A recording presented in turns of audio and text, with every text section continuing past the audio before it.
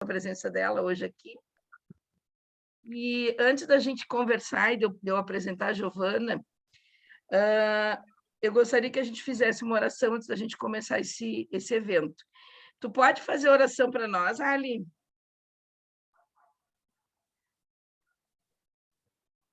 Posso, sim, posso. Então, nós te pedimos, mestre amigo, que nos ampare em mais este trabalho da nossa AME, que nós possamos estar bem amparados, possamos ter o melhor entendimento possível dos ensinamentos que vamos ter aqui nessa noite de hoje. E que Jesus esteja sempre conosco. Que assim seja. Que assim seja. Bom, a Giovana, hoje estamos muito felizes, né? Eu fiz o convite para a Giovana em nome da AME Pelotas, né? A gente já conhece de longa data a Giovana, né? A Giovana, para quem não conhece, gente, ela foi por muito tempo membro bem ativo do departamento de comunicação da AME Brasil. Eu me conheço, nós estávamos conversando antes, né, Sérgio? Desde que eu me conheço, né? A gente sempre encontrava a Giovana sempre envolvida com uma série de coisas, né? E ela continua ainda bem ativa, colocou agora para mim que ela está responsável pela revista ali da AME Brasil, né? Pois ela pode comentar alguma coisa. Mas a Giovana, sim. A Giovana é membro da AME Santos, ela é escritora, jornalista, está se graduando agora em psicologia, e ela tem sido bem atuante, né, nessa pandemia em temas muito importantes, né, como que a gente vai discutir hoje. E eu estava olhando e eu gostei muito de uma aula dela, e discuti com o pessoal do grupo, e a gente convidou para um tema que eu acho que vai ajudar a todos nós aqui da AME. Ela vai falar sobre a importância da fé vinculada à saúde. Então, assim, o que a gente combinou? A gente combinou que ela vai falar uns 40 minutos, e depois a gente vai discutir, ter dúvidas, né, para ficar uma coisa mais dinâmica. Mas tu fica bem à vontade, viu, Giovana? Seja bem-vinda mais uma vez, tá, querida? Bom, Vera, muito obrigada pelo convite, né? Para mim é muito gostoso rever vocês todos, né? Afinal de contas, a gente esteve um bom tempo aí afastados, né? Por conta dessa pandemia. Não fosse isso, já teríamos nos encontrados, né? Nos congressos médico-espíritas que são realizados pela AME Brasil e por outras AMEs, né? Que a gente acaba sempre, né, visitando alguma AME, revendo alguns amigos. Então, essa é uma oportunidade muito boa, né, da gente estar revendo desses corações amigos, né, esses irmãos de almas, né, que estão sempre na mesma sintonia. Bom, como a Vera acabou de falar, né, tive bastante tempo à frente do Departamento de Comunicação da AME Brasil, foram 12 anos ininterruptos, e aí eu parei um pouquinho agora.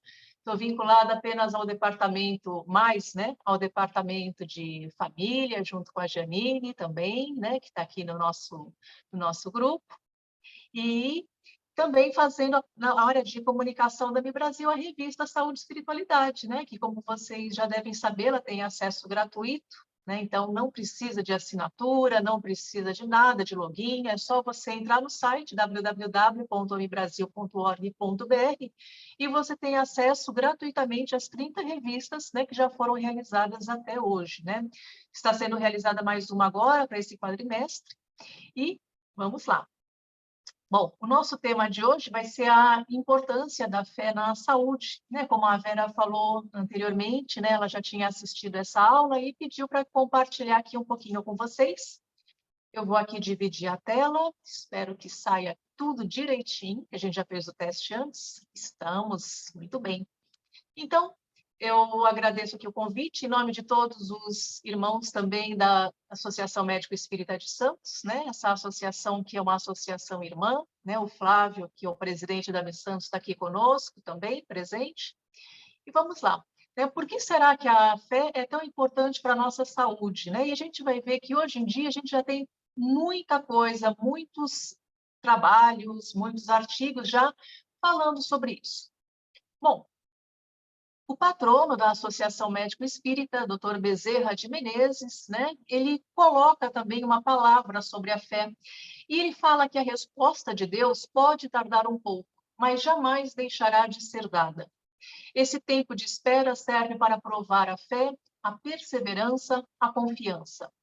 É um teste de paciência e a oportunidade de desenvolver a força interior, a alegria e a coragem. Então, nessas palavras, né, do nosso patrono, né, do médico aqui, ele fala tanto quanto fé, perseverança e confiança, coisa que, por vezes, né, quando estamos com algum problema de saúde nosso, de algum familiar, né, de alguma pessoa querida, essa estrutura ela se abala um pouco, né? Então, a gente costuma, né, a maioria de nós que somos cristãos, que temos alguma fé, a gente costuma se apegar mais à religião ou a Deus, né? E fazer pedidos. E nunca, nada é tão imediato, né? A gente gostaria que tudo fosse imediato, afinal de contas, a gente está numa cultura imediatista, né? Onde as pessoas querem tudo para o minuto seguinte. Vede que agora a gente não tem mais a paciência de esperar um e-mail, mas sim de ver as mensagens via WhatsApp ou algum outro mecanismo, né, que a gente possa utilizar nas redes sociais, e a gente quer uma resposta pronta. Nossa, mas eu mandei essa resposta agora, a pessoa não está vendo, não está com o celular na mão, para que a pessoa tem celular, né? De tão imediatista que nós somos. E eu acredito que muitos aqui, né, como estão na área da saúde, também tenham essa pressão, né, do tempo, né, de onde o outro quer algo imediato, mas nem tudo é assim. E a gente vê que a fé é importante para a saúde, por quê? Né? Desde tempos remotos, né? A fé, crenças, práticas e experiências espirituais são um dos componentes mais prevalentes e influentes na maioria das sociedades. Então, a gente pode até ver que na própria história, né, da medicina, a medicina antigamente era uma coisa mais mágica, né? Tinha uma crença onde alguns feiticeiros tinham alguns domínios, né? A gente vê aqui também na cultura indígena, né, a pagelança, né, alguém que tinha um contato superior com alguém, né, algo transcendental que poderia trazer algumas respostas entre os mundos. Bom, a gente vê que os tempos foram passando, né, e os profissionais de saúde, pesquisadores, a população, têm dado muita importância a essa questão, né, a importância da dimensão religiosa, a dimensão espiritual da saúde, tanto é que a gente vê hoje várias universidades, vários cursos de graduação, onde sempre tem alguém interessado na espiritualidade, né? Não apenas curso de medicina, mas também psicologia, fisioterapia, enfermagem, terapia ocupacional, entre tantos outros cursos, né? Tantas outras disciplinas na área da saúde. Mas por que a fé é tão importante para a saúde, né? Bom, primeiramente, para compreender isso, a gente precisa entender esse conceito de fé, né? O que seria a fé? A fé é uma palavra que significa confiança, crença, credibilidade. Essa é a definição que nós vamos encontrar no dicionário. Desse modo, então, a fé é um sentimento total de crença em algo ou alguém, ainda que não haja nenhum tipo de evidência que comprove a veracidade, né, dessa proposição.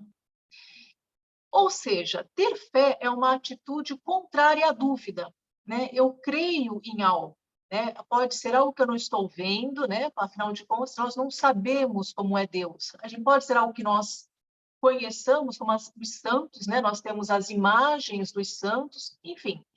Ter fé é uma atitude contrária à dúvida, intimamente ligada à confiança. Então, em algumas situações, problemas emocionais, físicos, problemas de saúde, ter fé significa ter uma esperança de que algo vai mudar de forma positiva, sempre para melhor, né? Vai ser uma evolução sempre positiva. Hipócrates já falou, né? Tuas forças naturais, as que estão dentro de ti, serão as que curarão suas doenças. Então, aqui a gente tem uma palavra, né, de fé. Se eu creio em algo que está dentro de mim, que há uma força dentro de mim, essa força pode me curar. Pois bem, a gente vê que a fé ela é importante para a saúde e ela é importante mundialmente. Aqui está uma coletânea de livros, né, escritos no idioma inglês, onde a gente vê várias conexões entre religião, religiosidade, cura, sempre com algo ligado à fé, que pode ser Deus, pode ser a fé em si, pode ser a espiritualidade. Então, é algo que não está apenas, né, na cultura do brasileiro, não. Ela é algo mundial, ela é algo que atinge todas as nações, todas as populações. E aqui nós temos um amigo, né, que muitos de vocês já conhecem, já viram palestra dele, né, o Dr. Alexander Moreira. Ele é professor, ele é psiquiatra, né, da Universidade de Juiz de Fora. E para quem não sabe, né, até um tempinho atrás, ele era um dos coordenadores do Departamento de Espiritualidade da Associação Brasileira de Psiquiatria.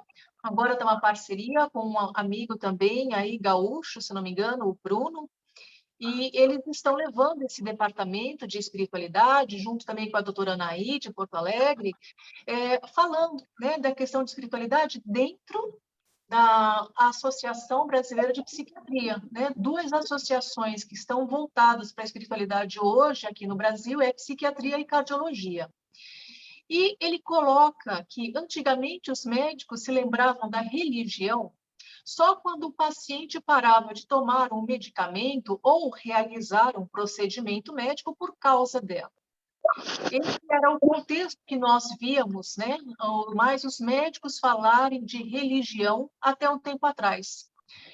Podemos dizer que de 2000 para cá ficou um pouco mais comum, né, o pessoal da saúde se interessar também no quanto que a fé, religião, religiosidade, espiritualidade, como podem atuar de uma certa forma no tratamento, né? Então, ele estuda bastante sobre isso, tem vários artigos publicados, né, sempre versando sobre esses temas que valem a pena ser lidos, né? Bom, a Revista Brasileira de Clínica Médica, em 2010, ela publicou em uma das suas edições, que está aqui no rodapé, uma definição, né, de religião, religiosidade e espiritualidade. E essa definição ajuda bastante, né, todas as pessoas que não estão muito familiarizadas a entender a diferença, né, sobre esses itens. Então, a religião é o sistema organizado de crenças, práticas, rituais e símbolos para facilitar o acesso ao sagrado, ao transcendente, né? Esse transcendente pode ser Deus, força maior, verdade suprema, enfim, isso depende muito de como cada um vai entender, né? Vai entender essa questão do transcendente. Então, a religião, a gente pode ter a religião católica, a religião espírita, protestante, budista, muçulmana, judaica, enfim. A religiosidade. A religiosidade, ela já passa a ser o quanto o indivíduo acredita, ele segue ou ele pratica essa religião. Essa religiosidade, ela pode ser organizacional ou não organizacional.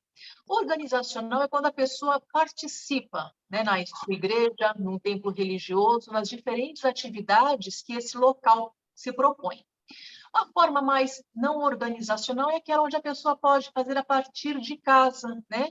Orando, fazendo suas leituras edificantes, assistindo aos vários programas religiosos que hoje nós temos na televisão, também temos através, né, das mídias, né, eletrônicas, como nós temos agora a internet, rádio, enfim, tanto outros meios que as pessoas podem também praticar essa religiosidade. Eu não vou ao local, eu não tenho interesse em participar daquela comunidade religiosa, porém, eu tenho uma intenção de praticar.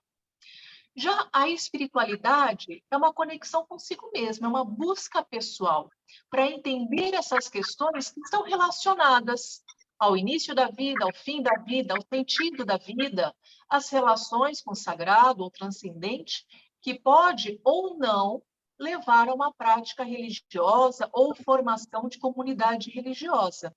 A gente sabe hoje em dia que as pessoas podem não se identificar com as religiões existentes e podem, de uma forma sociológica, promover, criar uma nova religião. Bom, Aqui eu tenho alguns dados, né, da religião e religiosidade do brasileiro.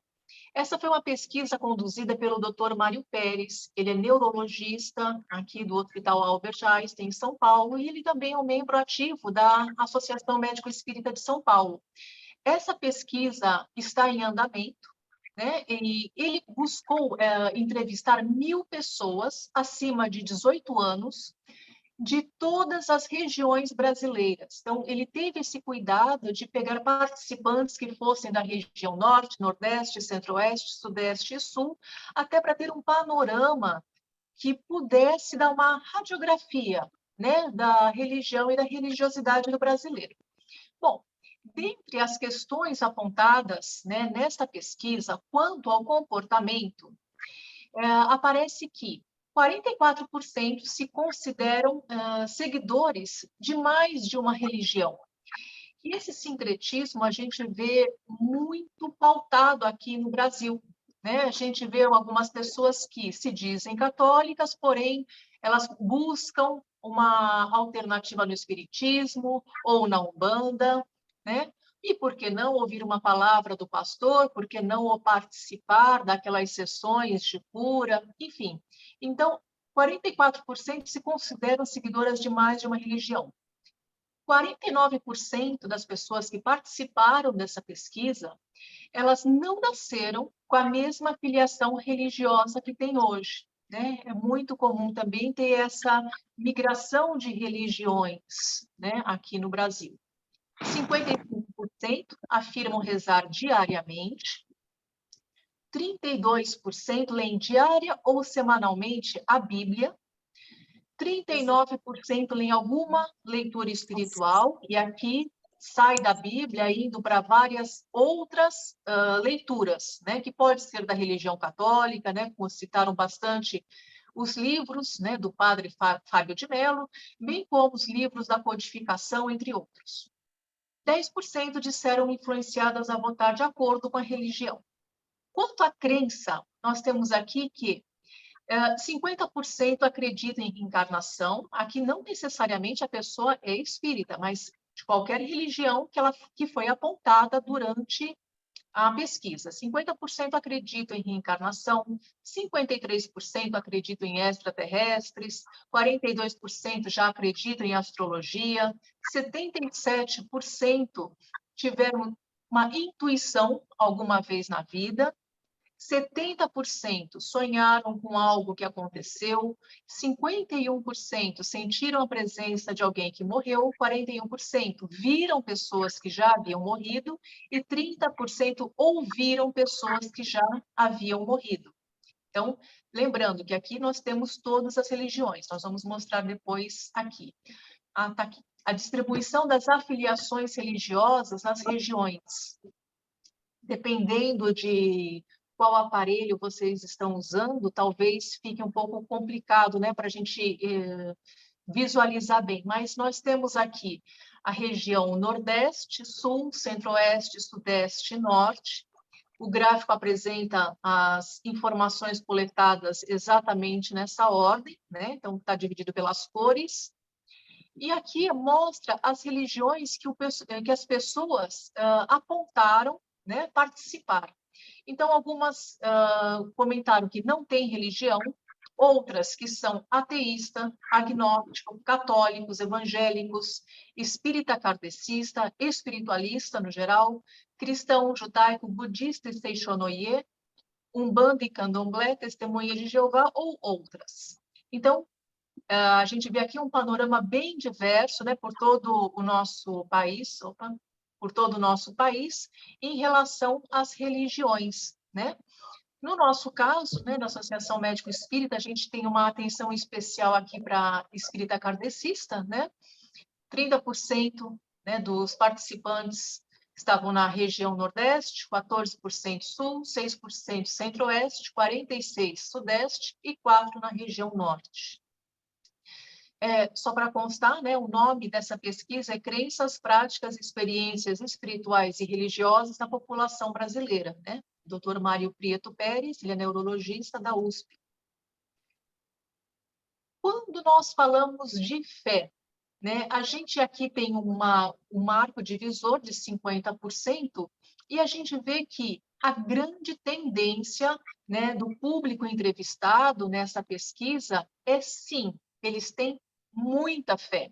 A gente pode ver até que 70% para cima são pessoas que admitem ter fé.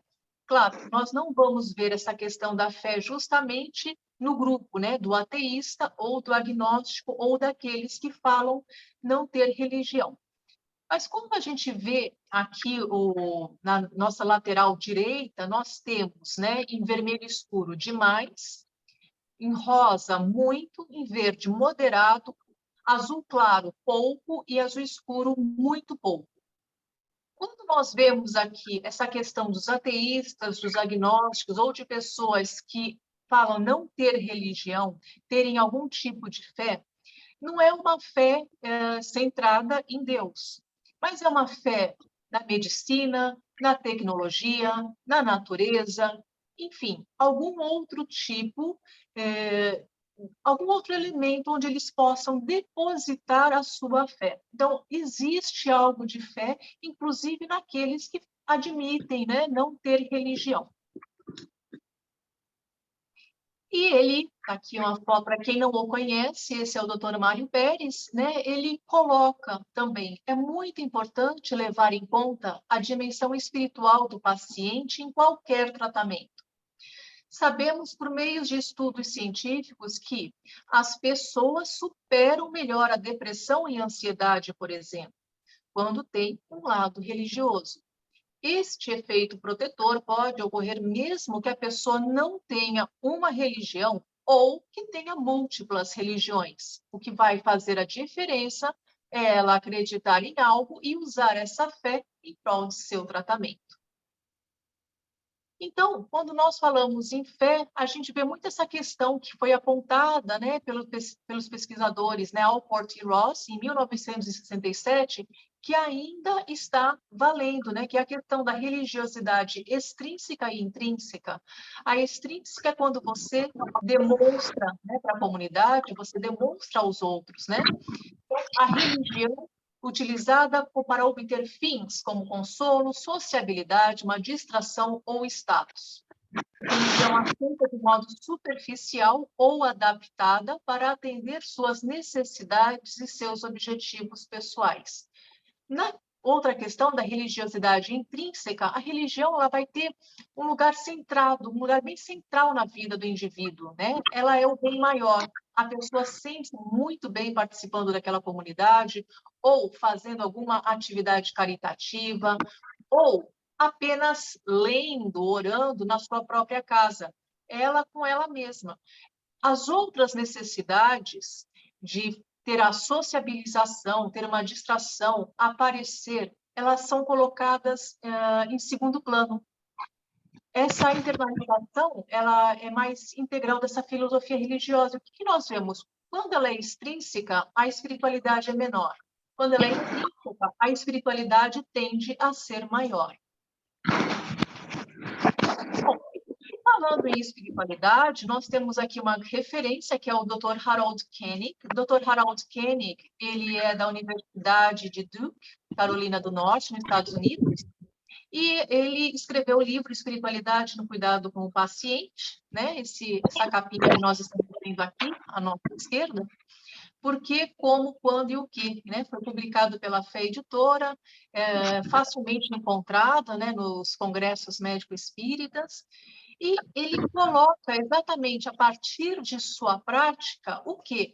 Que muitos americanos, assim como nós fizemos, o Dr. Mário Pérez fez essa pesquisa aqui no Brasil, ele também conduziu algo muito semelhante nos Estados Unidos, né?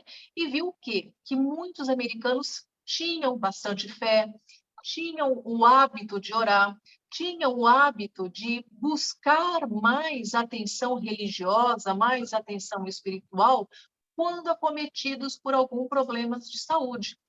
Então, nessa importância da fé para a saúde, né, como ele coloca no livro, né, o porquê, como, quando, exatamente o que eu havia dito, né, 96, o que ele viu, né, que 96% dos americanos são religiosos, 90% dos americanos tinham o hábito de rezar, orar, 70% faziam parte de alguma igreja ou 40% frequentando igrejas nos últimos tempos.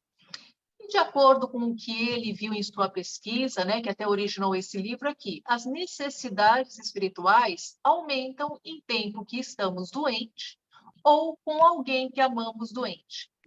E ele aponta uma outra situação, né, que negligenciar esses fatos, né, que negligenciar a religiosidade, a espiritualidade deste paciente, o profissional da saúde acaba falhando, né? Por quê? Porque ele não trata a pessoa integralmente. Então, é um ponto a ser considerado, sempre que apropriado, lógico, né? Bom, e por que incluir essa espiritualidade?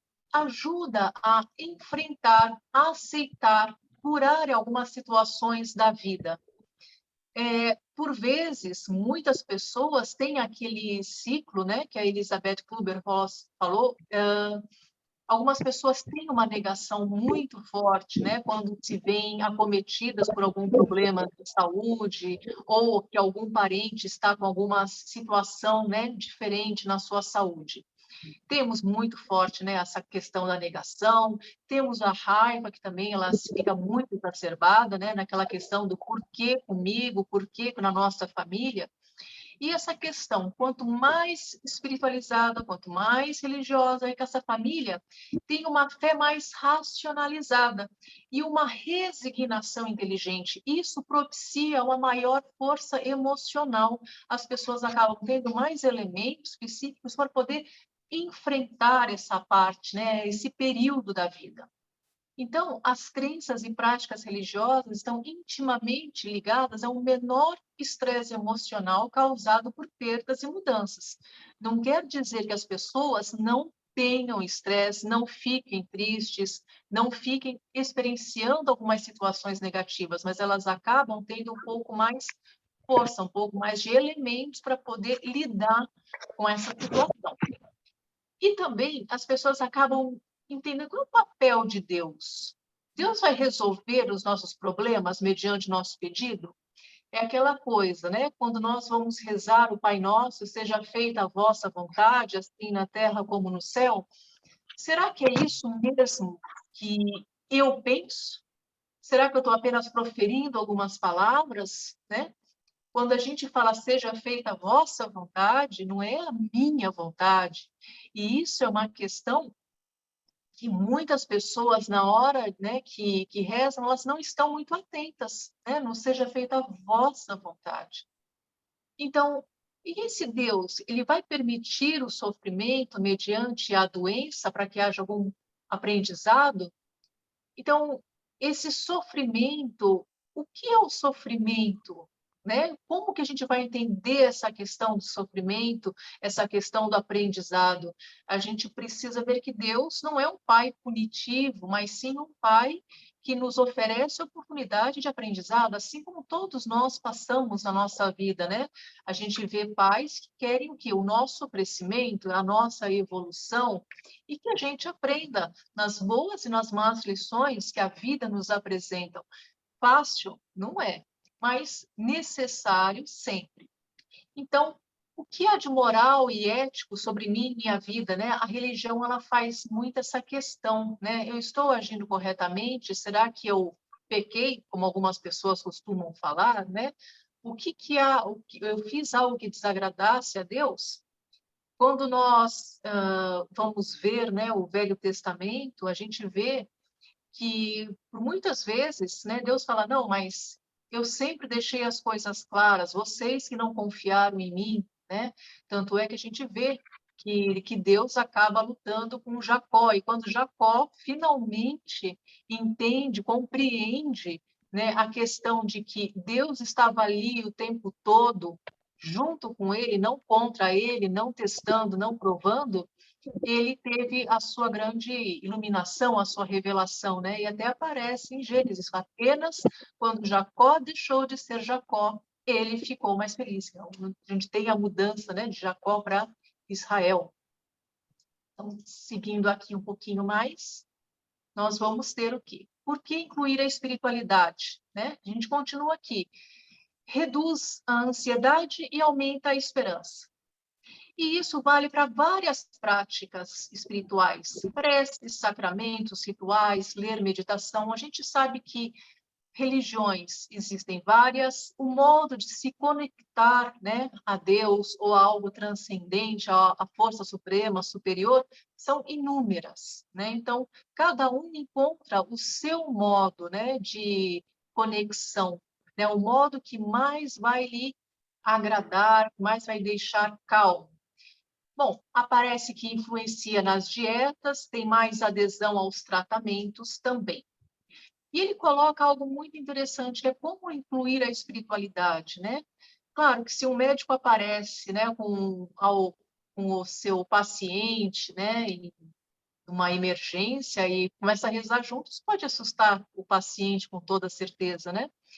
Mas quanto que o profissional de saúde ele consegue incluir, né? Escutando, né? Tendo esse acolhimento, essa escuta ativa, oferecendo os encaminhamentos adequados, apoiando as crenças pessoais, afinal de contas, nesses momentos, as pessoas acabam falando um pouco mais, né, sobre este lado, né, religioso, espiritual.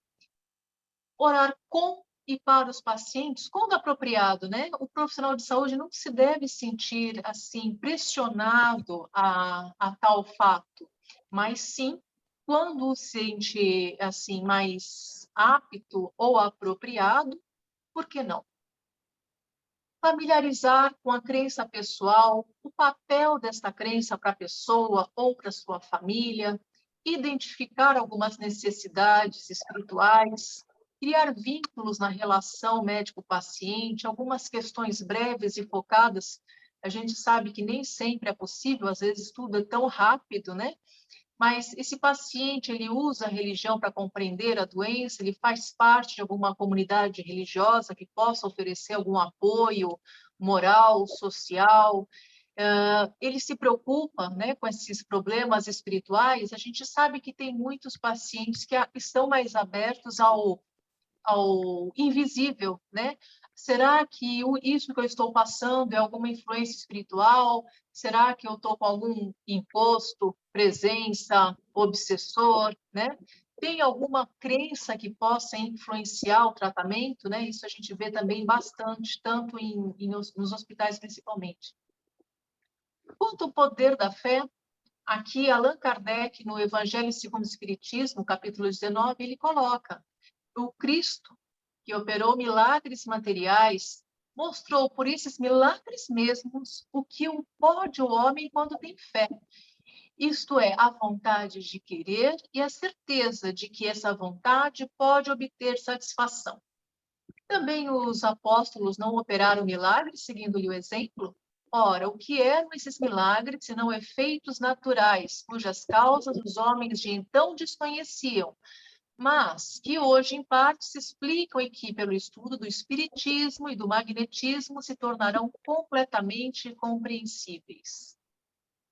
A nossa querida doutora Marlene, ela coloca também no livro Passe como Cura Magnética, aqui no capítulo 4, inteligência e coração, razão e fé estão definitivamente unidas na estrutura da alma humana, como parte inseparável de seu patrimônio imortal.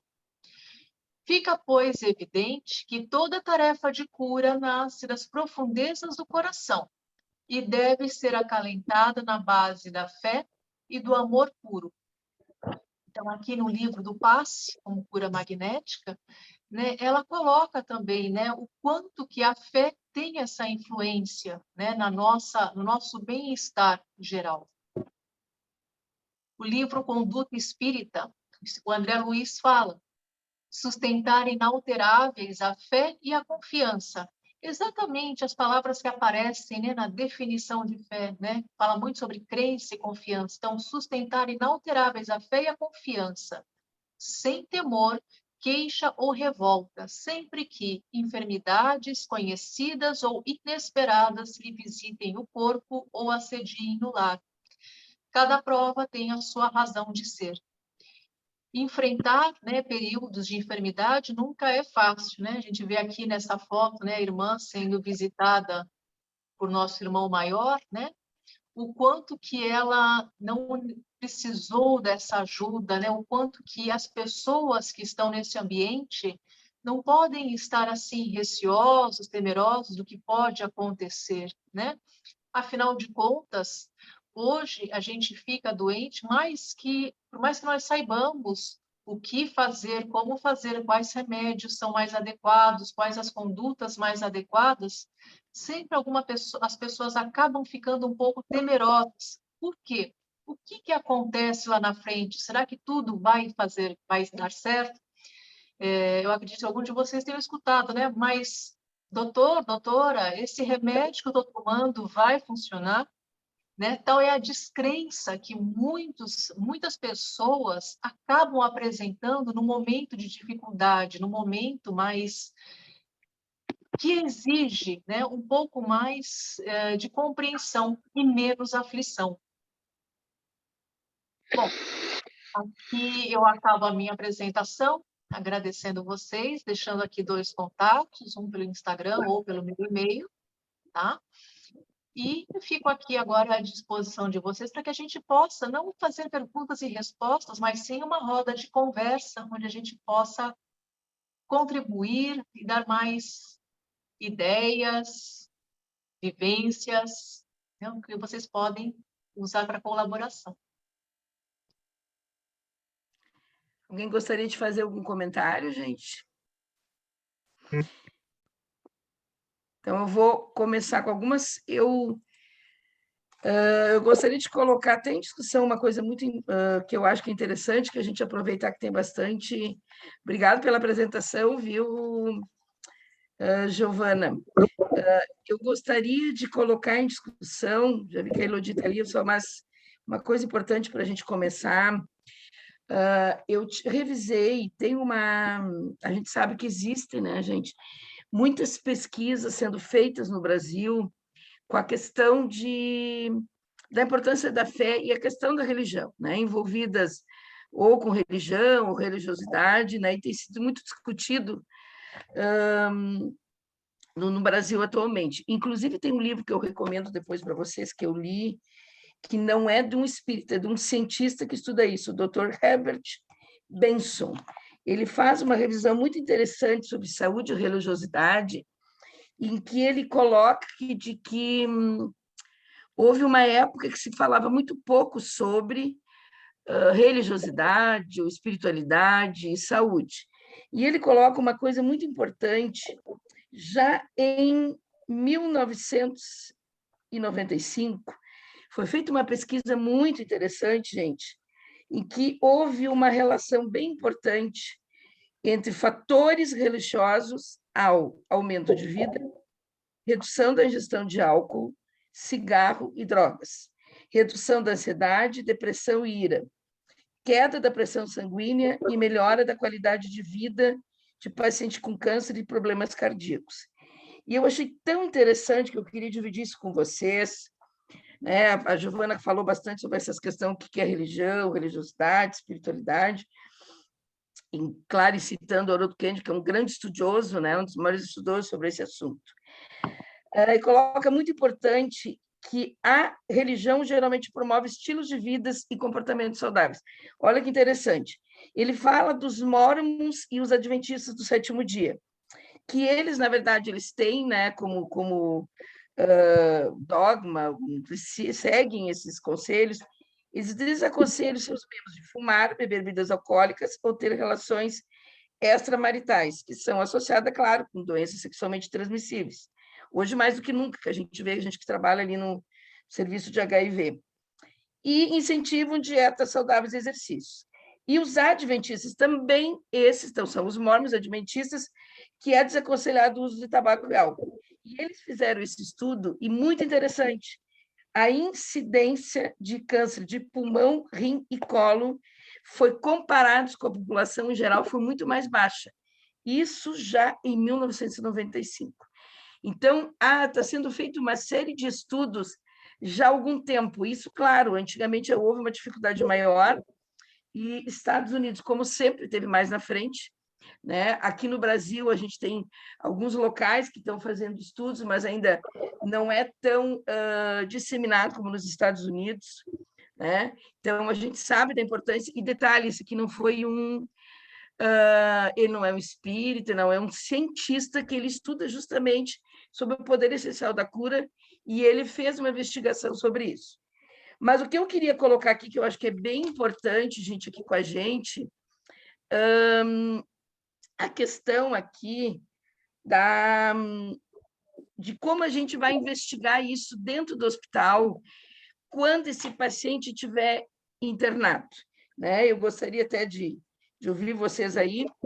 Tem uma pesquisa agora que está sendo feita pela Sociedade de Cardiologia de São Paulo, que, inclusive, eles fizeram um levantamento brasileiro com 368 referências de estudos internacionais sobre a importância da fé e da religião na melhora do paciente quando ele está internado. E eles fizeram um questionário, eu achei muito interessante isso, que ele é um questionário bem simples, né, e de fácil aplicação, a Sociedade de Cardiologia do Estado de São Paulo, que eles perguntam para o paciente assim: com que frequência você vai a uma igreja, templo ou encontro religioso? Aí eles colocam lá, mais que uma vez por semana, 2 a 3 vezes por mês, alguma vez por ano, uma vez por ano, ou menos, ou nunca. E depois eles perguntam também, com que frequência você dedica o seu tempo a atividades religiosas individuais, como preces, rezas, meditações, leitura de textos religiosos. Aí, claro, como opção, mais do que uma vez ao dia, diariamente, 2 ou mais vezes por semana, uma vez por semana, poucas vezes por mês, raramente ou nunca. Eu achei muito interessante isso, gostaria que a gente pudesse começar a discussão em cima disso, e depois, Elodie, eu vi tua mãozinha, viu? Depois eu te chamo para tu poder falar para a gente, que vi que tu já levantasse a mãozinha ali, tá? Então, eu gostaria de ver se vocês gostariam de comentar sobre isso, que eu acho que, na verdade, a gente sabe que é importante a fé, mas como a gente aplicar isso? Como, na verdade, praticar isso no dia a dia dentro do hospital, nos ambulatórios, né? Gostaria de ver a opinião de vocês. Quanto vocês pensam... o Sérgio está lá. Pode falar, Sérgio. Não, eu fico para depois, Vera, senão eu vou tangenciar, eu vou entrar num outro tópico, aí eu vou atropelar o teu aí. Prefiro ouvir primeiro a tua colocação, a partir do que o pessoal queira falar, depois eu abro uma outra ideia aqui. E ouvir a Giovana também, né, a partir do que tu falou aí. Eu sei, Giovana, tu podia colocar para nós o que tu acha disso, e depois a Elodie, que botou a mãozinha a segunda vez, e depois o Sérgio. Bom, Vera, eu tive essa oportunidade, né, de falar com pacientes internados, né, aqui durante o estágio de psicologia hospitalar, né? Claro, neste caso, eu tinha um tempo maior, né, para ficar com o paciente, dava para conversar um pouco mais sobre várias situações do adoecimento, de como estava sendo o tratamento, e também, pelo tempo que eu conseguia ficar com eles, eu conseguia, né, levantar essa questão da religiosidade ou da espiritualidade, do quanto que eles praticavam, o quanto que isso ajudava durante os seus tratamentos. Então, eu acredito que isso tem uma grande variação, né, do tempo que cada profissional consegue ficar com o paciente. Então, claro, as realidades são diferentes, né? Eu tinha um tempo assim muito grande para ficar com cada um deles. Então, tinha uns, claro, que a gente ficava praticamente 1 hora, quase 2 horas conversando. Eu sei que isso não é a realidade para muitos outros profissionais, né? Mas, de repente, né? Por que não? Quando se tem um tempo extra, né? Eu sei que o paciente que está internado, dependendo da internação, é uma internação de um prazo mais curto, né? Alguns tinham um prazo mais longo, dependendo da enfermaria em que aquele paciente estava, mas, assim, era algo que era muito rapidamente abordado, né? Porque a gente tinha que durante o atendimento, durante fazer o acolhimento, a escutativa, ter um início, um meio e um fim, né? Porque a gente não sabia se na próxima visita àquela ala do hospital o paciente estaria lá. Mas sim, na grande maioria das vezes, né, que eu estive nessa experiência, foi possível apontar essa questão da espiritualidade e realmente constatar isso que você acabou apontando, né, nessa pesquisa do Benson, né, se não me engano, no livro do Benson, que realmente é maior, quanto mais religioso, né, quanto mais próximo a uma prática religiosa, espiritualizada, enfim, menor foi o tempo de internação e tinha mais aderência ao tratamento. Às vezes, as pessoas até reviam algumas posturas, algumas condutas, né, da sua vida, do seu modo de ser, né, do seu modo de atuar, até inclusive dentro da própria família. Obrigada, Giovana. Tu gostaria de falar agora, Elodie? Tu pode, na sequência, tudo, aí depois o Sérgio vai fazer um comentário. Eu passo a palavra para o doutor Sérgio, depois eu faço, só uma observação como uma curiosidade, então posso fazer depois tranquilamente. Inicialmente, eu quero te parabenizar, viu, Giovana, pela apresentação, viu? Que não é uma surpresa isso, tu fala bem, né? Então, muito feliz assim, de poder estar falando para nós aqui na Pelotas e a gente se reencontrar nesse palco de troca de ideias. Então, acho muito legal isso. Eu fiquei pensando assim como é delicada essa questão, né, da gente poder vincular essa questão e poder pensar esse assunto, porque só trazendo uma reflexão, eu acho que a questão da religiosidade é uma questão bem mais delicada, assim, porque às vezes quando a gente fala em religiosidade e espiritualidade, a gente fica com uma ideia apenas positiva disso, né? Parece que tudo que é religiosidade é boa, tudo que é espiritualidade é bom, tudo que é religião é uma coisa maravilhosa. Se o paciente falar desse assunto, a gente apoia e vai dar tudo certo, vai ser uma coisa boa. Então, eu acho que é importante também a gente dizer que, sob o nome de religião, de espiritualidade e religiosidade, também tem muita coisa, tem muita encrenca aí, né? Tem muita coisa ruim, tem muita coisa horrorosa que a gente precisa estar atento. E, às vezes, o que a gente chama de religiosidade para o paciente pode ser uma questão de fanatismo, né? Pode ter agora mesmo na questão da vacinação e toda, né? Essa questão tem como a gente vê que tem crenças cegas que vão de encontro, vai na posição contrária, assim, de posições sensatas, né? Então, eu acho que no nosso aspecto que a gente labuta, que é na visão espírita, a gente pode também fazer um upgrade nesse assunto, que é assim, e dentro desse tema da religiosidade, na visão espírita, a gente trabalha com consciência. Com consciência, a gente tem que estar atento a um aspecto muito importante, que é assim, saber diante daquele com quem a gente está lidando, que tipo de proposta de espiritualidade ligado a um impulso positivo de vida que a pessoa possa estar propondo para a gente e a gente poder usar isso como uma força propulsora para ajudar um paciente ou uma pessoa que está na nossa frente. Porque, do contrário, a gente cria uma bandeira, né? Cria uma bandeira como se isso fosse uma coisa que a gente tivesse que defender a qualquer custo. E os ouvidos de quem está recebendo são os mais diversos possíveis, né? A gente não pode esquecer que tem gente contra a transfusão de sangue, que é capaz de deixar um filho morrer por causa de uma transfusão de sangue, que tem gente que é capaz de se expor a perigos por causa do que chamam de fé. Uma pessoa diz, não, eu tenho muita fé. E, às vezes, não é fé, aquilo ali é uma fé cega, um fanatismo, é uma crença destrutiva. Aquilo não está a serviço de uma espiritualidade genuína, está a serviço de uma coisa ruim, de uma coisa que promove a violência.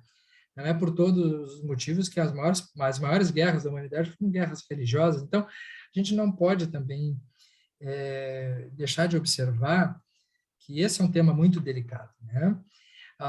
O Harold Koenig, a gente esteve junto com ele há alguns anos lá no Mednesp em São Paulo, e ele é um entusiasmado assim na questão da fé. E a gente vê nele uma fé genuína, né? Uma presença de uma pessoa especial, assim, que se dedica a isso de uma maneira bastante entusiasmada. Mas mesmo nas colocações dele, a gente também tem que ter uma certa crítica. Em determinados momentos ele propõe coisas do tipo, como rezar com o paciente, né? Então, a gente também tem que ter muito cuidado com isso, né? Porque, às vezes, rezar com o paciente pode ser uma coisa negativa, né? Por exemplo, o paciente está procurando a gente para procurar uma solução médica, e a gente diz, não, vamos rezar, né? Né? Ou seja, não está nas minhas mãos, né? Está nas mãos de Deus. Então, pode ter um efeito. Eu estou só trazendo exemplos variados para a gente pensar que esse é um tema difícil, é um tema sensível, é um tema delicado, e a gente tem que seguir, no nosso modelo espírita, um preceito fundamental da doutrina espírita, que Kardec nos ensinou, que é o bom senso. Que é o bom senso, né? Então, o bom senso é algo difícil de alcançar, né? É algo difícil da gente poder ter. E essa medida apropriada, porque às vezes a gente está estimulando a religiosidade no paciente, a espiritualidade, sem falar em nada de espiritualidade. Às vezes, um vínculo positivo com o paciente é a maior espiritualidade que a gente pode ter, sem falar em nada de religião. E dependendo se a gente transforma um discurso religioso, isso pode ser dogmático. Então, ele é bastante sensível a esse ponto de equilíbrio, né, em que a gente possa propor, porque nós estamos dentro de um ambiente de espiritualidade, então a gente, às vezes, tem uma tendência a se entusiasmar demais com isso, né? E criar uma espécie de uma bandeira de defesa ideológica, e isso eu acho que é uma questão delicada. Assim. Então, eu queria trazer essa reflexão para a gente pensar. Giovana? Quer comentar alguma coisa sobre isso que o Sérgio colocou? Sim, concordo com o Sérgio, realmente tem algumas situações em que não dá, né, para abordar, né? Parece assim que, como eu falei, né? Você está numa sala de emergência, vamos orar? Não, não tem como. Você vai orar numa sala de emergência, assim, agora a situação está complicada mesmo, aí a pessoa termina ali, né, o seu ciclo vital, talvez, né, de susto. Então, realmente, tem horas que a gente consegue abordar, tem horas que o paciente não está apto, não quer falar, ok, respeita-se sempre, né? Tem que dar essa liberdade também ao paciente, assim como o profissional de saúde pode não estar se sentindo à vontade para abordar o tema. Isso acontece também. Quer comentar? Pode falar, Elodie, tua vez. Fica à vontade. Obrigada. Eu gostaria, em cima do que o doutor Sérgio colocou, dando continuidade à fala dele, durante algum tempo eu participei de um comitê de bioética de uma instituição de saúde em Pelotas. Então, o que eu pude, durante aquele curto espaço de tempo, aprendi muito com várias pessoas profissionais de várias áreas, e me parece assim que se dentro de um consultório, quando o contato é o profissional com o paciente, talvez essa questão da religiosidade possa fluir de uma maneira mais coerente e mais propícia. Mas quando, Verinha, tu mesmo traz essa questão para dentro de um ambiente hospitalar, ambulatórios, clínicas, postos de saúde, nós não podemos esquecer que isso envolve uma equipe multidisciplinar e que muitas vezes os profissionais também não têm um consenso sobre o que é espiritualidade, o que é religiosidade, o que é fé, o que é crença, e como isso vai ser conduzido pela equipe junto a um determinado paciente e seus familiares. E isso nós sentimos muito na prática, porque tínhamos no comitê pessoas que eram espíritas, católicas, umbandas, evangélicas. Então, no momento de conduzir uma determinada situação, né, eu não digo de uma postura uniforme, mas as próprias crenças da equipe, dos profissionais, podem acabar influenciando ou atrapalhando, não é? Esse entendimento para poder ajudar o paciente, né? Então, isso ficou muito claro para nós. E, em determinados momentos, a própria equipe se desarticulava porque parecia que um não conseguia entender o outro. Então, eu ficava pensando como é que um paciente dentro de uma instituição hospitalar, sendo tratado por uma equipe multiprofissional, como ficaria a cabeça desse paciente e o entendimento de como essa equipe pode prestar alguma ajuda. Então, se os membros da equipe não têm essa clareza, essa consciência que o Dr. Sérgio coloca, de que não é o que eu penso como profissional, não é a minha crença, a minha religiosidade, mas ouvir o que o paciente pensa, o que ele me traz, e até em determinado momento procurar ajuda de algum colega que possa esclarecer ou conversar com aquele paciente, isso é muito complicado. E eu cheguei num ponto, aqui abre aspas, um pensamento meu, que me parecia que era a equipe tão atrapalhada, se atrapalhava, não conseguia entender como lidar com a espiritualidade, a religiosidade, a crença do paciente, porque ela própria se colocava a sua fé, a sua crença, as suas dificuldades num contexto de equipe que já era atrapalhado, então acabava encerrando tudo por aí, cada um por si e Deus para todos, né? Então, só coloco para contribuir, porque me parece que no pessoal, médico-paciente, profissional-paciente, até poderia ser um pouquinho, mas na equipe é bem complicado. Obrigada. Obrigada, Elodie. Alten, tu levantasse a mão aí, tu querias fazer algum comentário? Sim. Eu acho que essa questão da fé tem um primeiro fato que é o superficial, que é o comportamental. Eu tenho fé porque tenho religião, eu acho que, como o Sérgio ali coloca, essa fé pode se expressar até através de um fanatismo. Esse indivíduo, ele sofre, ele recebe benefícios da fé porque a religião dele diz para não fumar, para não usar drogas, seja lá o que for, não é? Então, ele recebe esse benefício da fé, mas é um benefício superficial. Acho que aprofundando e aí indo para uma fé de espírito, a fé e o comportamento, acho que isso aí altera o espírito da pessoa, e isso reflete diretamente no corpo. É o indivíduo que chega, um médico, eu não sou médico, eu sou médico veterinário, mas enfim, é um médico que chega para o paciente com um olhar já de amizade, com um sorriso já afetuoso, com um comportamento e com um fluido que brota de uma espiritualidade, mesmo que ele não seja religioso, não tenha religiosidade, mas já ele envolve o paciente com um fluido como se fosse um passe. Acho que isso é importante. Essa é uma fé muito importante. Eu tenho um fato que eu vou contar rapidamente aqui, pode ser até pueril, mas eu vinha dirigindo e na minha frente uma pessoa freou e eu vi que a sinaleira dela estava queimada, a luz de freio estava queimada. E eu acelerei para ultrapassar. Era outro Alten Teixeira Filho da vida que já vê esse cara quer me passar, não vai me passar. E ele já acelerou para fugir e eu deixei, mas só que a sinaleira adiante fechou. E nós paramos um do lado do outro. Eu baixei meu vidro, fiz sinal para ele. Ele baixou o vidro, me olhou e disse: "O que tu quer, tia?"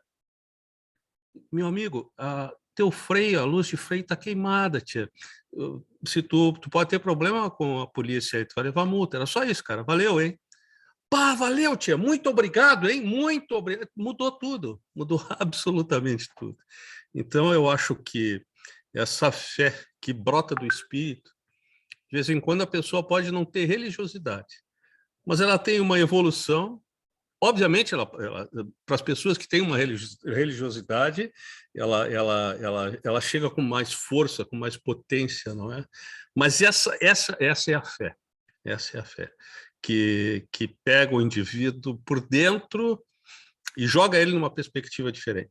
Essa é uma fé. Consideração. Querias comentar alguma coisa, Giovana? Eu gostei muito dessa história. Realmente, né, mostra, né, o quanto que nós estamos abertos ao próximo, né? Falar com o próximo, né? E o outro, às vezes, né, a gente só quis dar um recado para ele, já estava meio assim com as pedras na mão, né? Posição de ataque. Mas você veja só, né? Você foi tão assim acolhedor para a visão de um problema, e quantas vezes, né, a gente não faz isso nas nossas vidas, né? O intuito de fazer o bem, né, de levar um pouco mais assim de calma, de esperança. Eu gostei da história, pelo menos. Pode, Sérgio? Eu acho que o Alten foi muito feliz. Fosse muito feliz, Alten, na tua colocação. Não sei se tu foi muito feliz, porque eu ia dizer exatamente alguma coisa parecida que tu dissesse, né? O meu lado narcisista gostou do que tu falou. Mas, assim, eu acho, no ponto de vida que eu tô, eu acho que a gente tem que se desapegar de religião. Acho que religião, como um segmento de uma crença, ele não é bom. A religião só é boa quando ela inaugura dentro da gente algum tipo de ou religiosidade, que aí é uma inserção do sentimento religioso dentro da crença que a pessoa tem, mas de preferência, eu acho que no espiritismo a gente tem que desenvolver espiritualidade. Espiritualidade é uma coisa diferente de um sentimento religioso vinculado a uma crença. Quando a gente está vinculado a uma partidarização de um segmento religioso, nós temos o risco de entrar em atrito com outras pessoas. Então, quando eu me vejo como um profissional de saúde, ou como uma pessoa, não precisa ser profissional de saúde, hoje eu me vejo muito mais preocupado assim quando a pessoa está falando sobre um aspecto religioso dela, seja qual for, né? Eu procuro pegar o espírito assim dali. E naquele momento eu não posso ter religião, eu não posso ter uma crença. Se eu tiver isso, vai atrapalhar. Eu acho que isso é o que o Alten traz, assim, que é a espiritualidade, é o sentimento desarmado de poder valorizar algum sentido transcendente de uma outra pessoa pelo caminho da outra pessoa e não do meu. Quando eu consigo fazer a leitura do caminho da outra pessoa, eu estou lidando com espiritualidade. Quando eu estou impondo o meu caminho, eu estou lidando com religião. Eu estou lidando com crença, eu estou lidando com uma forma limitante que é minha. Então, eu acho que, como espírita, a proposta do espiritismo é essa, na origem. Mas ele se torna perigoso quando se torna uma religião como outra a mais, como outra qualquer, né? Então, eu acho que é muito interessante o alto nisso que tu traz, eu acho que é exatamente isso. Esse espírito que tem a ver com espiritualidade, ele não é numa sala de consultório, é na sinaleira. Ou eu tenho isso na sinaleira, e isso vale para qualquer lugar, ou isso é uma crença. Se eu não tiver isso na sinaleira, dificilmente eu vou assim, sair da sinaleira brigando, chegar no consultório e estimular a fé para o paciente. Não tem como, né? Isso tem que estar integrado na minha vida. Essa é a proposta espírita. Então, acho era essa. Me soma isso aí que tu está colocando, e esse é o caminho que eu quis pensar. Gostaria de fazer uma colocação e saber da Giovana uma coisa bem importante.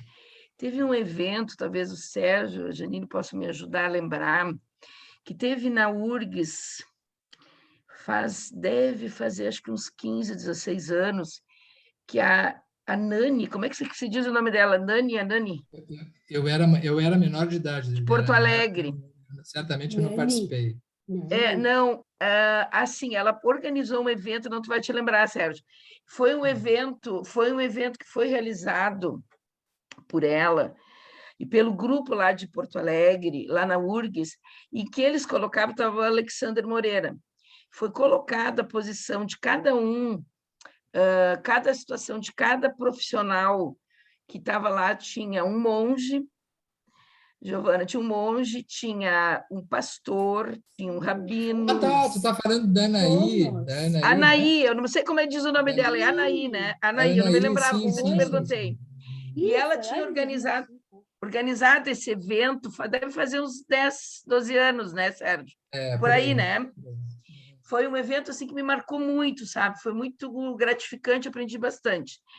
Então, assim, nesse evento, até para o pessoal que não viu, gente, cada profissional, então o padre, o pastor, o rabino, o monge, o budista, todos eles fizeram uma colocação e estavam discutindo exatamente uma situação assim, de que o paciente, na hora que ele estiver internado, principalmente em momentos difíceis que ele está passando, por uma cirurgia, uma situação de, né, um desencarne próximo, coisa assim, um paciente terminal, que esse paciente poderia escolher qual é a pessoa que poderia atendê-lo nessa situação. Por exemplo, bom, eu sou espírita, eu quero que uma pessoa espírita vá lá conversar comigo. Eu me lembro que foi um seminário muito interessante.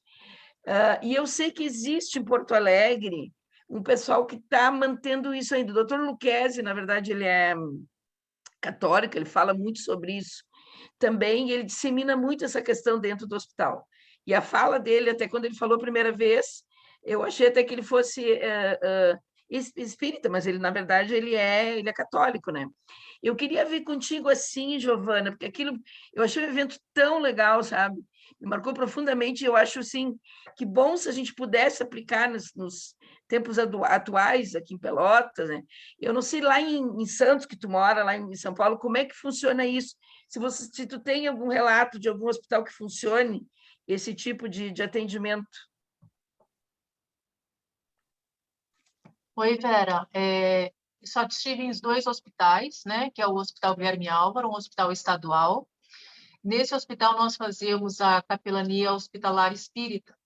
E eu sei que nesse hospital, dependendo da religião do paciente, né? Poderia ir alguém da religião, ou ele poderia aceitar algo ecumênico, mas, se ele quisesse, ele poderia chamar alguém da sua religião específica, porque tinha um grupo de católicos, também tinha um grupo de católicos, tinha um grupo, 2 grupos evangélicos, na verdade, não sei exatamente as denominações, mas assim, o paciente ele poderia chamar isso. Aconteceu tanto no Guilherme Álvaro quanto na Santa Casa, que é um hospital particular aqui na região, bem grande, né? Já tem com todas as especialidades.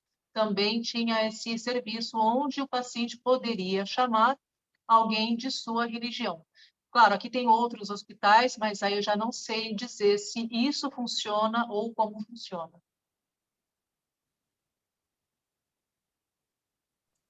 Eu me lembro que, na época, depois teve um treinamento em Porto Alegre, e estava a Néfalos, eu acho que ele é de Paraíba, Dame Paraíba, se eu não me engano, lá de cima do Nordeste, e o pessoal estava tentando montar essas capelanias espíritas também, a gente teve treinamento aqui no Sul.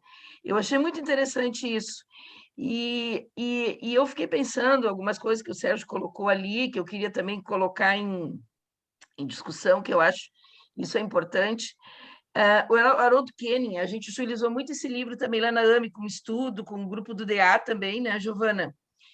E tu sabes que, assim, eu já tive algumas situações que houve o pedido do paciente para que a gente pudesse orar junto, né? E eu concordo com o Sérgio que isso é muito complicado. Recentemente, eu tive um paciente que eu trabalho com crianças HIV positivo e com AIDS, né, Giovana? E esse paciente descobriu que foi feito o diagnóstico de uma criança que teria um tumor, na verdade, um carcinoma. E eu ver esse gurizinho, ele tem 12 anos, ele estava junto com todas as pessoas, na verdade, 13 anos, então ele ficou junto com adultos. Todas as pessoas que estavam no quarto se comoveram muito com a situação dele, muito. E a mãe extremamente católica, né? E numa dessas vezes, antes dele ir a Porto Alegre, que ele foi seguir a investigação em Porto Alegre, a mãe me pediu, em separado ainda, doutora, todo o pessoal aqui do quarto estava pedindo, os outros que estavam lá, os pacientes internados, se a gente poderia fazer uma oração todo mundo junto. Tu sabe que foi bem complicado para mim decidir isso, né? E aí, na ocasião, o que eu achei assim? Me veio uma coisa assim que não seria talvez eu a comandar esse tipo de situação, porque eu estava ali como médica, né? Era meu paciente.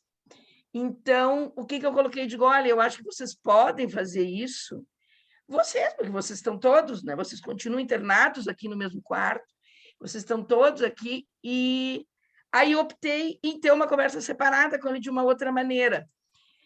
E concordo com o Sérgio, porque isso é altamente polêmico, porque a minha impressão e o meu receio, né, Giovana, que isso pudesse ser entendido de que, tipo assim, bom, ele vai para Porto Alegre, bom, então ele vai morrer, né? Então, essas coisas é uma situação complicada, né? E, na ocasião, assim, a mãe era uma mãe adotiva muito minha amiga, né? Eu só consegui ver isso, assim, eu consegui ver claro que não seria o melhor momento. Eu digo, vocês podem, vocês todos, fazerem oração, vocês juntos, mas acho que eu não precisaria participar disso. E falei separado com ele, dei muita força para ele, antes dele ir para Porto Alegre, né? Então, eu gostaria de colocar essa discussão, porque a gente está vendo a parte teórica, mas a gente também vê o dia a dia, né? A gente vivencia muito. Flávio? Está com a mãozinha ali, Flávio. Oi, boa noite, gente. Tudo bem?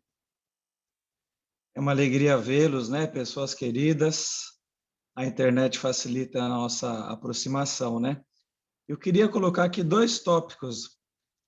Um deles, a Giovana falou que fez estágio no ano passado na Santa Casa, né? O nome da cidade de Santos, ela veio do Hospital da Santa Casa. A Santa Casa se chama Santa Casa de Misericórdia de Todos os Santos. Se eu não estou enganado, é o 2º hospital mais antigo do Brasil. O primeiro, acho que foi de Salvador. Né, Gi? Isso mesmo. Me dá causa um pouco disso, velho, forma inteligente. Então, Santa Casa da Misericórdia de Todos os Santos. Então, para onde você vai? Eu vou para a Santa Casa de Misericórdia de Todos os Santos. Para onde você vai? Eu vou para a Misericórdia de Todos os Santos. Para onde você vai? Eu vou para Santos. Então, o nome foi se reduzindo até chegar ao nome Santos, que é o nome da cidade, o nome do time, né? Enfim. Então, o quanto da parte histórica hospitalar você apelava aos santos a cura. E a nossa Santa Casa aqui apelou a todos os santos, né? Para garantir que tivesse uma boa evolução na patologia, na cura. Era um hospital muito religioso, católico principalmente, né? E a Giovana lembrou muito aí bem agora da capelania hospitalar, de origem católica, de origem protestante, e agora de origem espírita, né? Então, essa parte histórica eu acho muito interessante, né? A busca da santidade, a busca de Deus em nome da sua cura, em nome da melhora do seu estado clínico geral. Eu tive uma outra passagem, há mais ou menos uns 10 anos atrás, que eu recebi uma paciente no consultório que veio com a sua irmã, e que ouvia vozes, via vultos, mas tinha plena lucidez.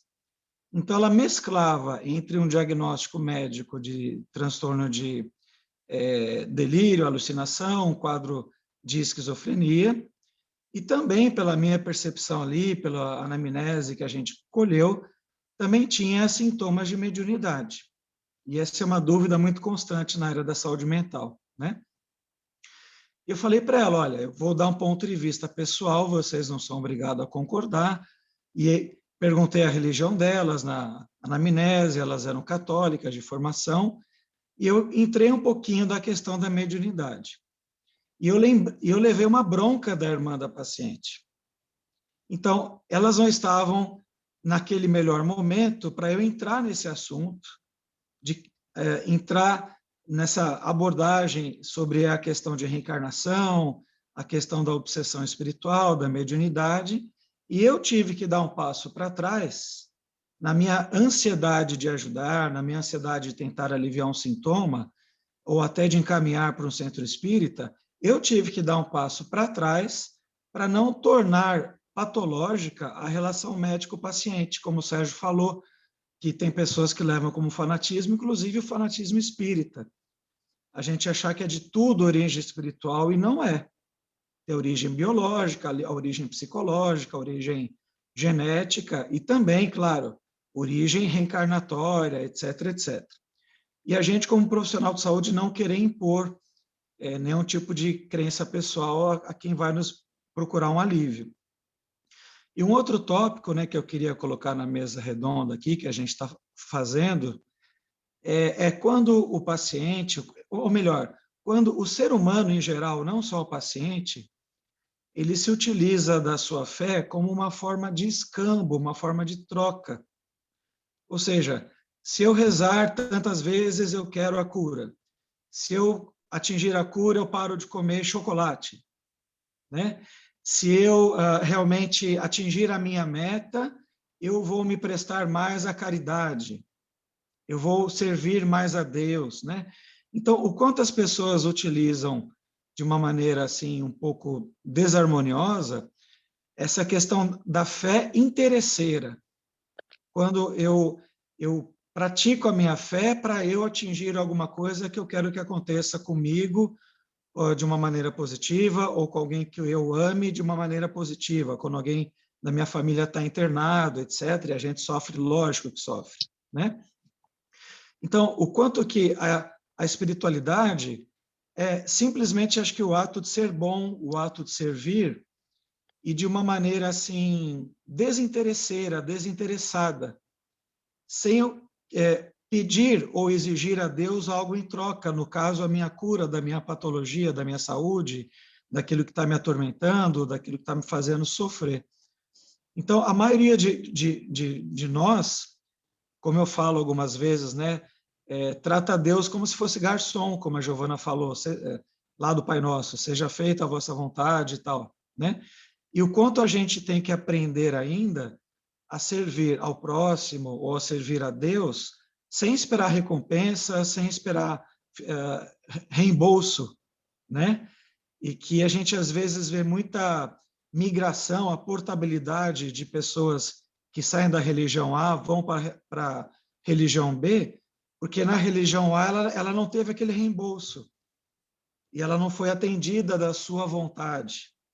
Então, o quanto nós ainda, seres humanos, pacientes, né, doentes que ainda somos em alguns aspectos, a gente utiliza dessa fé para ter recompensa. Então, eu queria colocar isso na mesa para todos vocês também. Um beijo a todos. Um beijo, muito obrigada, viu, Flávio? Bom te rever, viu? Ficamos muito contentes com a tua presença aqui. Sérgio? Eu acho que não dá nem para chamar de fé, né, Flávio? Isso aí que tu acabou de trazer, que é uma realidade, né? Isso aí é uma barganha humana, né? Tem muito religioso que de fé não tem nada, de espiritualidade não tem nenhum. Tem muita religião que é um comércio, né? As maiores religiões atualmente, elas barganham interesses imediatos de alcances materiais. Então, isso não dá nem para chamar de fé. Tem mais a chamar de superstição, de comércio religioso, tem gente ganhando dinheiro com isso, e aí agora aí entraria num terreno que não tem fim, né? É um mercado que está estabelecido. Então, isso aí eu acho que está muito fora assim, daquilo que a gente está chamando de fé aqui. O que a gente está chamando de fé aqui tem mais a ver... Eu acho que o que a gente está chamando de fé aqui tem a ver muito mais assim com uma atitude interna, né? É aquele momento em que eu estou diante de um paciente ou de uma pessoa que tem uma crença limitante e que eu posso, no silêncio da minha presença, fazer uma conexão espiritual. O paciente não está nem sabendo disso. E eu estou em estado de prece. Eu estou num estado íntimo de conexão superior. Eu sou um cirurgião que, na hora da cirurgia, eu não preciso fazer um ritual religioso para pedir que o Dr. Bezerra esteja presente. Não preciso fazer isso em voz alta. Não preciso chamar, evocar os espíritos. Mas eu acho que eu preciso fazer alguma coisa comigo naquele momento para que não seja um ambiente de piada, de briga. Não, eu vou colocar minha mente a serviço da espiritualidade. Isso é fé. Isso é espiritualidade, pelo menos uma espiritualidade regida pelos conceitos espíritas. Eu vou ser um clínico, eu vou ser um pediatra, eu vou ser um obstetra, e quando eu for para o meu atendimento, ou um enfermeiro, ou um veterinário, quando eu for para o meu atendimento, eu faço uma conexão. E aí eu conto naquele momento com um tipo de amparo além da minha única presença, alguém além de mim, que vai se ligar com alguém que está ali com o paciente também, ele sabendo ou não, e ali vai haver um evento de espiritualidade. Se isso pudesse traduzir em palavras em algum momento, que possa encontrar uma conversa espiritual, eu acho que isso já é um upgrade, assim, já é uma sofisticação do momento. Tudo fora disso, gente, eu acho que é o que a gente chama de fé, chama de religião, chama de ritual, mas que serve para muito pouca coisa, a gente sabe disso, né? Então, eu acho que esse é o ponto que o Espiritismo nos dá de diferencial, né? Já passo para ti, Janine. O ponto de encontro, assim, daquilo que a gente aprende na doutrina espírita, que nos diferencia, que nos dá chance da gente diferenciar daquilo que tem em comum aí. O Flávio lembrou muito bem, assim, são barganhas religiosas. Eu sou religioso enquanto aquilo me traz alguma coisa. Se aquilo não me trouxer mais nada, eu perco a fé. Eu fiquei pensando... Quer falar, Janine? Isso, eu fiquei pensando nessa fala do Sérgio, o quanto, independente das profissões que nós temos, na nossa vida diária, permanentemente, essa postura de contar, não é? De contar com a espiritualidade, de contar com o nosso mentor espiritual, de contar com a cúpula espiritual da casa espírita que a gente trabalha, com a cúpula espiritual da AME, não é? Nós temos tantos amigos espirituais que estão com a gente, que a gente ignora, não é? É essa posição, o Sérgio estava falando e eu estava pensando, é uma posição de humildade, de que a gente não está sozinho, de que as mental, maiores, né? é uma posição emocional psicológica, não é? De que a gente não está sozinho e de que o trabalho da gente é conjunto. Quando tu lê um livro como Entre a Terra e o Céu, a gente se dá conta que a gente nunca está sozinho. Que todos os nossos dramas e os dramas de quem nos chega, independente do consultório, elas estão ligadas a espíritos que não existe lá e aqui. Existe uma coisa só. Pelas nossas pendências, pelos nossos apegos, por tudo aquilo que a gente ainda não conseguiu melhorar, não é? Então, a gente poder ter essa posição, essa postura emocional, psicológica, não é? Mental, de humildade, não é?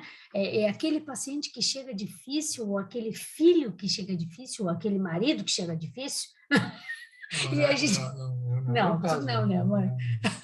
Mas a gente poder dizer assim para o mundo espiritual, não, eu não vou revidar, eu não vou falar, esse momento eu não posso me colocar, porque não é a hora, não é o momento. E tem um aporte extra, né, Janine? Eu acho que assim, é um manancial de apoio espiritual que a gente tem disponível para a gente, que depende muito de uma antena mental que a gente coloca em sintonia. Porque este amparo, ele está disponível. Mas somos nós que acessamos ou não. E interessante, Giovana, que a tua fala me lembrou da especialização que eu fiz na PUC com essas pessoas que tu colocou na tua palestra, que foi maravilhoso, não é? O Júlio Pérez, o Alexander Almeida, a Letícia Minhanha, tantos outros, que eram 27 professores maravilhosos. Durante 2 anos, a gente estudou essa questão da espiritualidade na prática clínica, no consultório, não é? E o mais interessante que eles falaram o tempo inteiro foi dessa postura aberta, humilde, corajosa, que nós botamos a cara a bater o tempo inteiro, independente da profissão, não é? É permanente. É da religião, exatamente. É fora, é dentro, não é? É na nossa vida comum, é na nossa vida profissional, não é? Na nossa vida do ser, não é? Obrigada, Giovana. Amei tua fala. Coisa linda, minha moda. Giovana, tu quer fazer algum comentário, que nós estamos quase estourando o nosso tempo? Quer fazer algum comentário antes da gente... Até para respeitar o tempo, né? Que já temos 1h30. Fica à vontade, tá, querida? Deixo por conta de vocês a condução. Tu queres fazer algum comentário, alguma coisa? Olha, realmente, né, como a Janine acabou de falar, né, a gente precisa ter essa postura humilde, né, do saber o que falar, quando falar, como falar, né? Nunca sobrepor a nossa vontade, a nossa religião perante o paciente. Muito pelo contrário, né? Eu acho que o paciente, né, que está precisando dessa voz, né? Afinal de contas, ele já não está numa posição fácil, né? Ele já está numa posição onde ele está em sofrimento, né? Ele está precisando de um acolhimento. Então, se ele tem essa necessidade de externalizar algo relacionado à fé, religião, religiosidade, a gente precisa dar esse ouvido para ele, né? Nunca impor, né? Nunca cortar, né? Nunca ser assim, usando de palavras bruscas que podem machucar ou deixar essa pessoa que já está em sofrimento um pouco mais sofrida, mas sim aliviar sempre.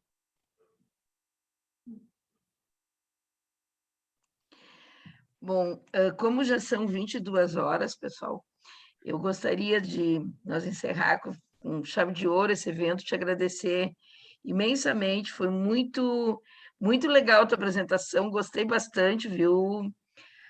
Gostei bastante, Giovana, e eu acho que foi bem proveitosa para nós aqui. Muito obrigada, tá, querida? Foi muito bom te ver também, viu, Flávio, que a gente não se via desde aquela apresentação, tá? E espero a gente contar contigo outra vez aqui na Pelotas. Tá? Agradecer imensamente mais uma vez.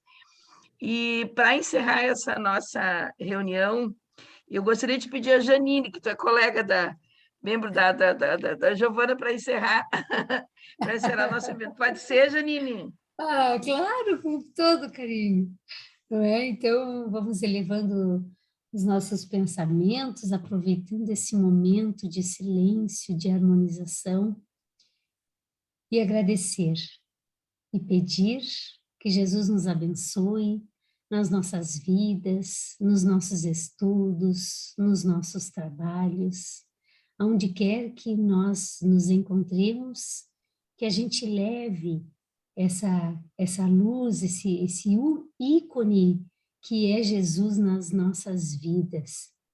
E aí vai aparecer através da gentileza, da amorosidade, de tantas coisas boas e virtudes que nós estamos desenvolvendo.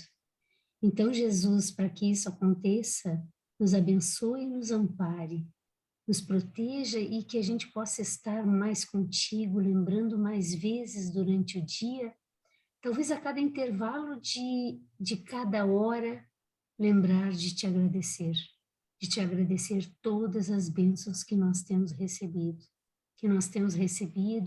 por essa Associação Médica Espírita do Brasil, internacional, não é? Que todos nós possamos estar envolvidos por esse amor da doutora Marlene, do doutor Bezerra de Menezes, e que nós possamos levar aos nossos lares, aos nossos familiares, toda essa energia de amor, de luz e de conhecimento e de humildade, que nós estamos percorrendo um caminho, que nós ainda não chegamos lá onde queremos, mas a nossa intenção é a melhor e é a mais humilde. Então, para que isso aconteça, Jesus, não nos abandone, fortaleça os nossos mentores espirituais, fortaleça esse casal querido que é a Giovana e o Flávio, que eles possam continuar conduzindo a vida deles com esse amor, com esse carinho que quem convive com eles sente,